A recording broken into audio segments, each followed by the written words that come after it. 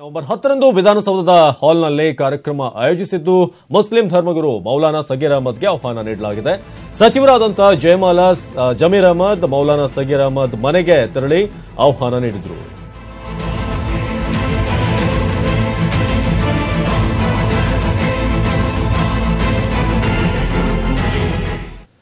ಇನ್ನು ಟಿಪ್ಪು ಜಯಂತಿಗೆ ಕೇಂದ್ರ ಸಚಿವ ಅನಂತಕುಮಾರ್ ಹೆಗಡೆ ಈ ಬಾರಿಯೂ ಕೂಡ ವಿರೋಧ ವ್ಯಕ್ತಪಡಿಸಿದ್ದಾರೆ. ಶಿಷ್ಟಾಚಾರದಲ್ಲಿ ನನ್ನ ಹೆಸರು ಹಾಕದಂತೆ ಸರ್ಕಾರದ ಮುಖ್ಯ ಕಾರ್ಯದರ್ಶಿ ಹಾಗೂ ಬೆಳಗಾವಿ ಉತ್ತರ ಕನ್ನಡ ಜಿಲ್ಲಾಧಿಕಾರಿಗಳಿಗೆ ಪತ್ರವನ್ನು ಬರೆದಿದ್ದಾರೆ.